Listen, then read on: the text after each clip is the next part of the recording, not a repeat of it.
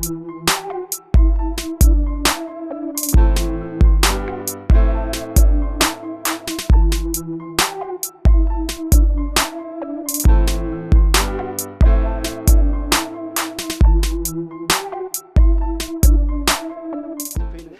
you're watching Project Media TV. My name is Holy Cash on your TV screen. Still in Salama right here, chilling with the guys and with the friends. I've been with Dax Cartel, Nenga right now. Ndine Nanyinimu. Momo 19, she's a TV presenter, BBS Telefina, Abadeko, Dubai, Achaka, De, Binji Beating. So we really need to know the truth. So let Momo 19 greet you.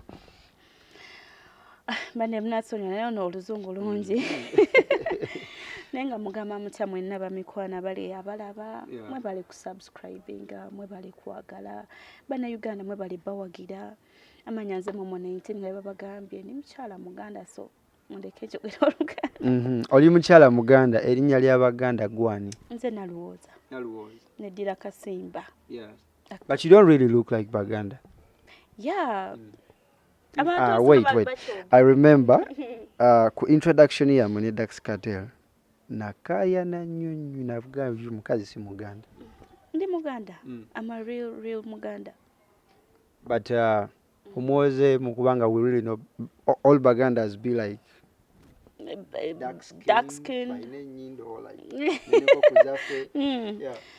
Yeah, munanga wechiri naye nangizimanyi but bazadde bange bangamba ndi Muganda from Luwero era je nabeera Luwero so mama mwena muli be Luwero, that is why ndoza mwakola kukalonga mweraba nedda yabeere no nga katandika Luwero atenze mbere era ulira amanyiwo. Anyway, you're still watching Project Media TV. Momo 19, first and foremost we really need to know who is Momo 19. Momo 19 okusokera ddala TV personality. Yes. Muchala mukozi. And hard working. Angojeko kola ku TV. And mufumbo, don't jump. Abala abayizoga abanange that number, but mufumbo, you really need to know that. But I know can't iseko bulala. But besides TV, nkola Ebintu ni commercial model. Yes. Yeah, nangira abantu businesses zabe ku my social media handles. Nkola ne waliwo company mje baita Vestacard. Saga nyo kujimention because the last time I mentioned my company abana bajula mu inbox yange. Momo tufunira emirimu, Momo bana nafe twagala kola mirimu.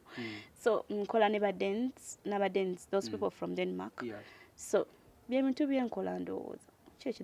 And you really need to get me omukyalo omuzungu wansagala kwasa baddugavu bobo kola na Denmark so tubiteesa kawo abazungu no basobola no malizo kwe nagamba nange nja wasa mchala si Momo 19 yeah bachala abazungu no basobola. I've ever been with one. What happened? Just why bana ngate basoboka they are so unbearable. Anyway buli amayi no mukisaga you never know izofunira omulala ne So we were still talking about Momo 19 okuba model and a TV presenter. Momo 19 yazalibwawa yasomerawa yavawa. Momo 19 koegamye nva Luwero. But nakulire wantu wangi nnyo nakulira Kensambya. Kansanga. Ensambya bazadde bange gye baali babeera. Mama ne taata. Lwakuba nti mama kyekazala muto. Na nga omanya bazadde amuga azala muto nakusindika mu kyalo nembera ne jjajange paka we yafa nikoma we Kampala Ensambya nemberayo then ngenda na mamange Kansanga omuto era nasomera Luwero eyo so bayita Nakaseeta nensomerayo nensomerako ku St. Kistawe Ensambya nensomerako Mubende ku highway nensomerako ku Apasa Ensambya. Wow, agenda ke Mubende, yeah, that gives me. Why? Ekifaananyi ekituufu. Abantu abasinga okubeeyo. Yeah. Babaji. They are not real Baganda. Nagenda just kusoma. Okay. Kati neva nengenda ku St. Janan. Awe Kabalagala. Yes. Awe namalira form 6. nenvaawo nengenda Kareoke University, but I did not complete. Tuition yagaana. And ekyokuba nti bazadde bange tebaali well off. I used to pay for my Mumbozi yona yona wetutuuse, we haven't had dad, father. Dad. Like I said, mama and tatange bali babeera Nsambya. Have you forgotten? Yeah. Nazaala nga muto. Yes. Nakuzaako mu kyalo. Yeah. Daddy ngokomyewo. Daddy wange, because mama and tatange bali ba separating. So mama ali abeera eka ne tatange abeera eka. Yeah. So nali mbeera mama nenga ngina nenkyali ako tatange. Yeah. But it was my dad who used to pay some fees for me. Naye nga byakweyiya mpola cause ali awo akanika basimu, fridge, TV. Nga batata bafa abafirika beba. N'obusimu. Yeah. So yo tata wange mukulu Benikito. Yes. Yewe yali naye wa Nsambya. Kati abeerawa? Era akyabeerawo Nsambya. Sitera nnyo kwogera naye cause my dad is so, he's such a quiet person. Ali so quiet, tayogera, muntu musirifu nnyo. Yeah, so tatera kwogera, ye muntu actually gwenda okwogera naye because ali so reserved. Kyenyinza okugamba ne mama ye mbeera nnyo naye. Anera ebiseera bisinga ne kati wonsanze wano, I'm driving to her place. Yes. Yeah, oluusi mbeerayo eyo gangu. Gyeyadda. Ne taata olina okuvuga nga n'ogendayo some days? Like I said, he's so reserved. Yes. He's this kind of person gosobola okubeera ngamba taata nti wangi oli bulungi nti ye, I would like to come and pay a visit, and then he's like, okay, when? Tomorrow. What time? 11. Where's Tuka 11 over 10:30 or 10 something. Dad, I want to come. Oh, I'm on my way, and then it's like ononsonyi wafunyemu ediro yamangu so siriiwe kati abeera waatyo bibyo tebisoboka naye nga mwagala. So bwatuuka n'otamaliriza misomo like on a higher institution? Yeah. When natuuka n'esitamaliriza because I had a lot of responsibilities because I used to pay school fees for my young brother. Yes. I used to look after my mom and actually my entire family. So ebintu byanzitowako nengamba ekimu kanki dropping okusoma cause kwali kwagala sente.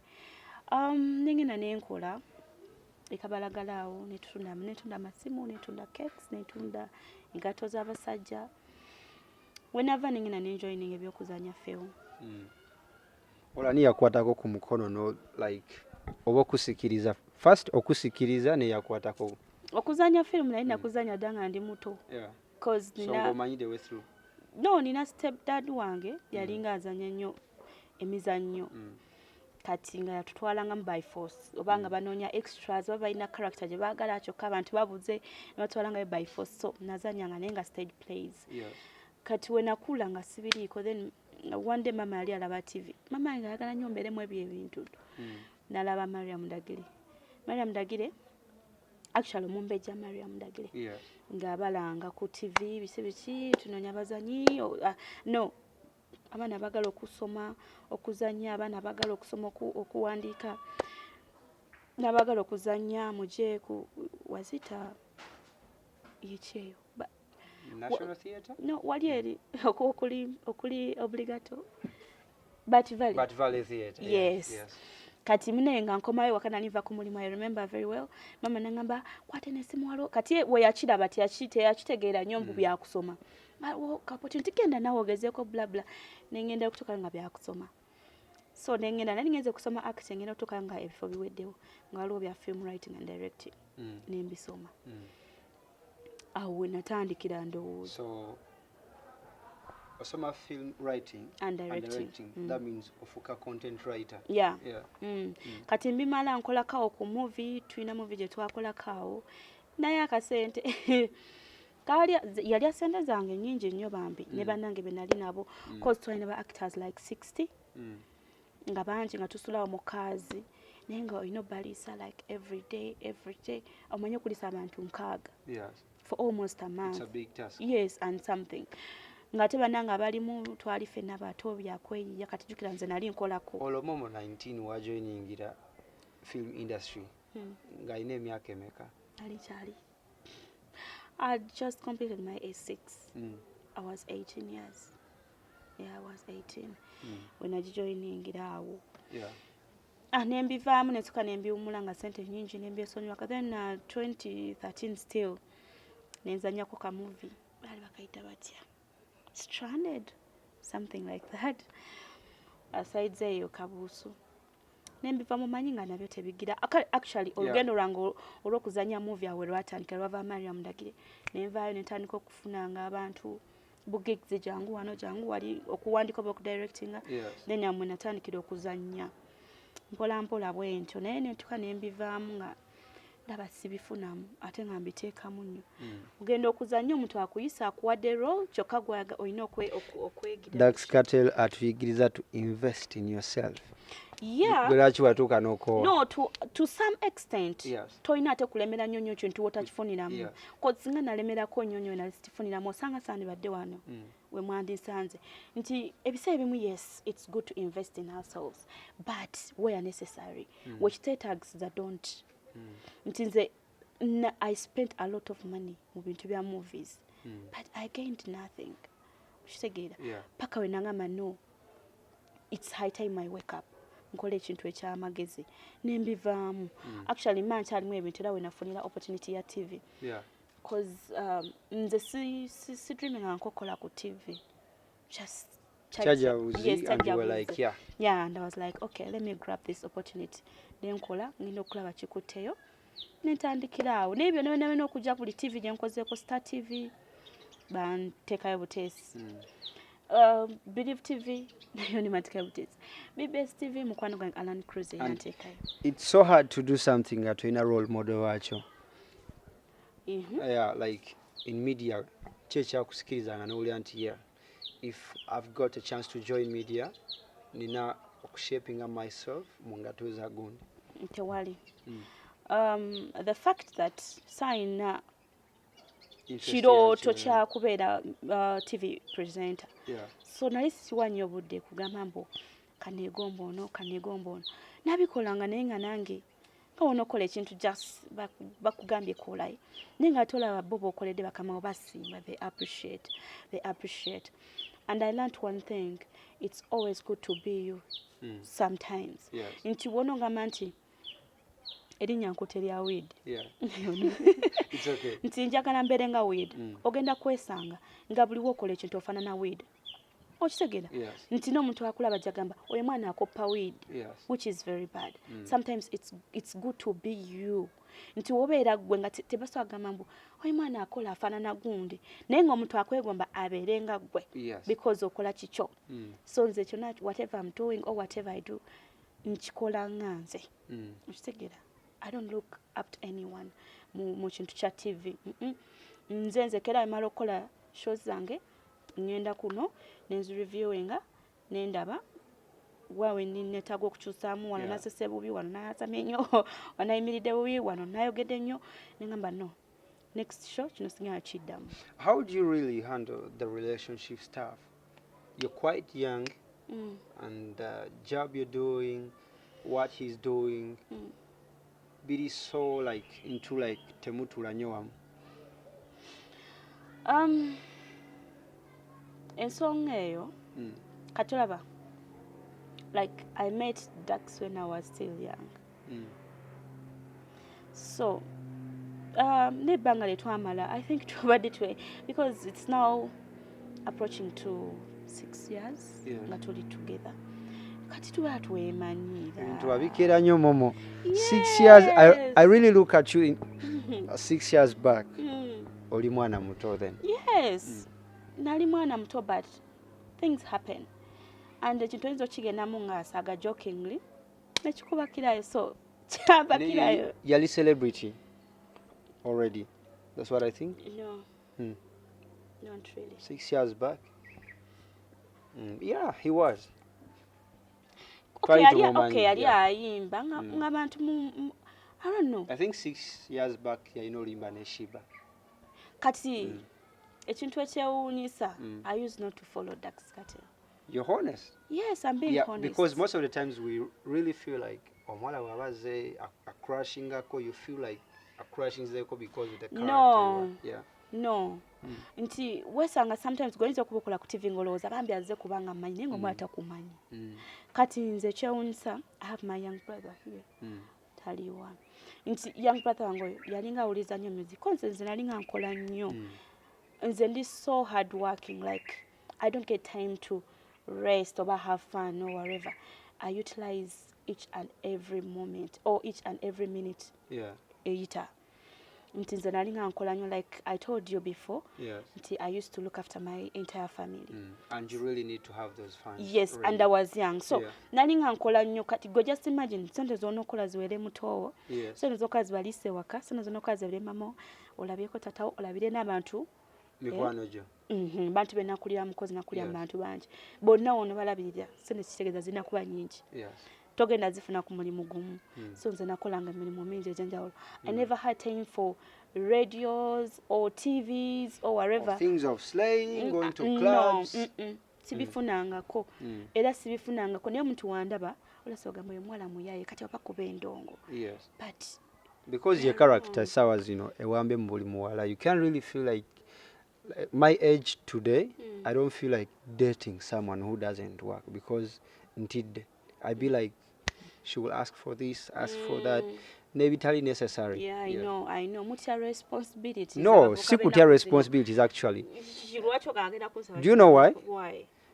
I would not really feel like giving you my money. Why? Listen. Okay. Ogulemu esimu nga mama we yasuze enjala. Okay. I don't really feel like that. I would not feel really fine okuwa sente ogende mu club onyomenge nga sinywa mwenge. It will make no sense for me. Yeah, so omuvubuka today ajagamba, if I don't do this and she does, lwaki muwa sente zange abala bazimuwe. So sometimes oli asobola naga Momo 19 dating a Dax here bakuba Dax celebrity. Yes. Yeah, naye nga ekiriwo ennaku zino bala beekolerera tukola nti ennaku zino olina okukola mu relationship gamba abamu abaaliwo batakola bangi nnyo nga batuula then bakyebase bajja agenda zuka nga bali mu desert. So naye ng'omuwala omutuufu yandibadde akola nti n'omwami we waaba akola nga naawe okola. Life ina engeri gye bagonderamu. Yes. Ogoma ekyo kitegeeza okuba nga mulina emundi mulina kye mwetaaga okugula. Omwami agamba oba maybe banange cash ampeddeko ate ATM simanyi biki nga gwo providing, you know. Things become easy. Ne relationship ebanguyira. Ne relationship zimenya nnyo kati ate mbayiza okwebuuza lwaki mpanga ne. And that's a woman who comes like a savior, not a woman who comes like nga buli kimu atwala kitwala. Babbi bubbi. Yeah, kituufu. Kimu kijja genda bugenzi. So she will not save you anywhere. We wetaga like I'm out of this. I'll call Momo netaga kino. Yeah, most of them today. Ate nga tukyetaaga ffenna nti omwami naye muntu nti ajja kuyagambe Momo ndi stack amafuta oba gawedde emmotoka oba something. Sente ate zimpeddeko ojjamu wayalingirayo ba 200 oba 100 atika amafuta motoka tekiri mu stand. It's not a crime. Naye omuntu abalamu bagala asaba amafuta asabeze enviri asabe engoye asabe engato ewabe balwale everything kwegamba nakwagala bambi omumalako ekimu. And I think kyekiba nafuya n'obutakola because they really feel like men are there to provide. Exactly. Which is very bad. I disagree with that. And why didn't you grow up with that character? Because it was common in Uganda. Anti nze mune nakulira mu nsi manya mu family enjavu. Twali baavu nnyo. Okay, abantu abamu basobola okulira mu mbeera embi naye era n'atakimanya. Yes. Abantu bangi balina background embi naye nga bw'omusanga yetwala nga avudde ava mu lubiri. Abawewaabo bagagga balaba slayers bangi nga sirenga nakulaga nti everything is all right. Nze nakikuba naye nga bw'onoonyereza emabega eri embeera si nnungi. So nze nakula nkimanyi nti nva mu mbeera mbi nze nina okulwana nga nze okweteeka where I want to be. So ne nkiteeka mu mutwe gwange ne ngamba I have to work for myself. Kyova nze kuva butonkola. Yeah, so why don't you gambe you didn't follow Dax Cartel so much? So I think you knew Sebunya, not Dax Cartel.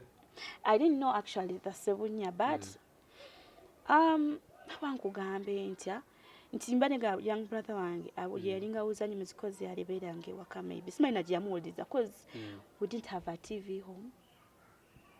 Yeah, TV no twagifuna tukuza ne radio fete twabulina gwe. You're joking. Twali bubi kati bayabiwulyanga kuba neighbors bakyali kitya I don't know cause twafuna TV nza remember nga ndi mu senior 6 nero omulenzi akula atambula tayinza kubula music. So yali amumanyi nze I never had time for music, that's all I can say. Naye enyimba naziwulya nkolusika kuba njuke natuka mu senior no nga maiza senior 6 guardian wange omuzungu yandetera laptop macbook kati nga njirete waka muganda nga nange atekamu ennyimba enatekamu ebyo simanyi shiba bigula buti akakayima nabitekamu but I could listen to it kaseera katono naye nga sibiwa budde time not until when najja mu industry TV and all that so netwemanya nga ffe nesagamba mbu njagadde celeb because nali sikyagala. So you didn't really fall for a celebrity like nti kubanga he's a celebrity no cause nali sikyagala already balinanga erinnya ebbi nti ba celebrities babeera benzi babeera bakola no they don't respect ladies bichi bazale so balinanga bad records. So era kyantwalira ebbanga okumu acceptinga era if he wasn't that patient eitajja kunfuna. Oh, don't surprise me, those ladies still tell you muchala what today atwala ebbanga like to accept someone. I really feel like it's let's go out after outing we hook up tomorrow enkera nga kigwa. Until we are different. We are different. Like I said, nali ntya nnyo ba celebrities. Nali mbatya nga wali more than suspicious kubyakola nga wetaaga okumanya the real person. No, like I even took him for granted from the first place. Or in the first place, I'm taking her for granted because nagamba lero no. Nze ba celebrities. No. So nemubesawo nenalemerako. We even became friends. Nalemerako. So I stayed mentor netumala netwemanya nagenda okizulanga nali kirowooza bubi. Yeah, he was a different person. Tell us the times of Kwanjula then. We did not actually. We didn't do that introduction. It was Kuchala or Kwanjula? It was actually simple Kuchala. But you people wait for the mega Kuchala and the Nika. Yes, that was a simple Kuchala. He is a Muslim, I'm not. Ate ofumbira omusilamu ofuka musilamu abakazi tetubana ddiini biseera ebisinga. Some women say basigala n'eddiini yaabwe. Yeah, some say but nze nkuze mpulira abakazi tebabeera na ddiini. How do you really find that scat? Kuba ffe tumulabira ddala ng'omuntu omulalu out there. Ebintu byakola stocks ze zaateekako enviiri ze that akacupa k'abaanako oh my god. Nemulabira ddala omulala awedde emirimu. Bw'otulamuko naye n'onyumyamu, how do you find him? I find him as just a cheeky person but not stubborn. Yeah, as me. Naye ate muntu omutuula naye n'omuwa obudde ovaawo ng'oyiza ebintu bingi. Muntu mutegeevu nnyo so ali totally different ne character gy'ayambala ng'ali ku stage. Yeah, muntu wanjawulo. Tebakusomooza yeye bw'ofuluma like oyo mukyala wa Dax and they be like why did you? For the first time out bamanya nti no me and Dax were dating. Bayogera. They judged us a lot. They talked a lot. Naye nga tulina kyabakolera. Because babagenda obimanya nga tumaze relationship emyaka emeka simanyi. Ne bayogera omwana ayinza tokola ebyo bla bla omwana nenayagala muyaye okitegeera. Bantu bavuma ngamba bavuma nze bamavuma oli tekamusaana akawala n'okukisajja tekimusaana obitegeera. So a lot was said but we had nothing to do. You can't stop people from talking. You cannot. So you just have to bear with the whole situation. twasirika busirisi and it passed. Then you tell us about the trip in Dubai kubanga yo yakoze amawulire gayo nayo. I'm still wondering lwaki yo yakoze amawulire. Yakoze amawulire wachakadde ng'oli wekka. And 'Cause everyone was like, lwaki abadde yekka. I travel a lot. Like I'm 1 week in Uganda, another week I'm out. Yes. 1 week in Uganda, another week out. Lwaki ya Dubai yasinze okukola amawulire? Dubai wachakadde. I went in South Africa. Era nali sirina gwe nina nga they didn't talk about it. Auntie, sometimes you really know that Baganda say tewali muka wa tewali mukwata tewali wanyoka muka nga tewali muliro. Just balalu. Manya abantu ba social media balina fujjo gwe baveeko tojja basobola. Kubanga honestly speaking okuleka abantu nabo kwagala okutapula abantu. I used to post my pics ne rape. Nagenda no Mwala's Park. Yes. Mkwano wange Remy. We went together, me and her. You know? Netugamba, okay. Tukola nnyo. Tufune mukadde. Tunyumira like abawala n'abawala. Yes. You know? Kati simanyi lwaki abantu bakijjawa. Nali ne Remy. Nga embasi mukube ekifaananyi bw'aba emidde. So it was like just having a vacation outside the country. Yes, this manyi oba lwaki kyakola amawulire nga ye tebamwogerako. Oba Remy ye yafunayo. Auntie, that is why we really need to know lwaki ye tebamwogerako. Ate nebuza ku lwaki. Kubanga ye yalinayo ki boyfriend, so when they saw them together with you, they were like, maybe wa Momo. I know your boyfriend. Maybe you never know then. Never. Nali naye. Yeah. Nga tusula mu hotel emu, mu room emu. Sila nko Remy na musajja yena. So simanyi this whole crap java. Nti nalina omusajja simanyi the way mbu bagamba bata mbu the way how you flex showed like you were having fun. Of course I was having fun because I paid for everything. I paid for everything. Kati naliganya okunyumira kubanga ba bloggers bagenda. So why didn't you go with Dax then? Dax. Obuzibu buva muyimbi. Yes. So kizibu nnyo okukola program n'omuyimbi. Yeah. Musogana tugende nga 5 n'afuna show. Obanga manager we yasasudde. Naji cancelling. He cannot. Jukira Katero si manager we. Atosobola kujja n'oga manager afa tugenda kulya sente. So zonna zikansolinge. You can be like, just we need to have a vacation of 1 week. Tosobola ekintu kati ekiraba ekyo wekigira ebiseera ebimu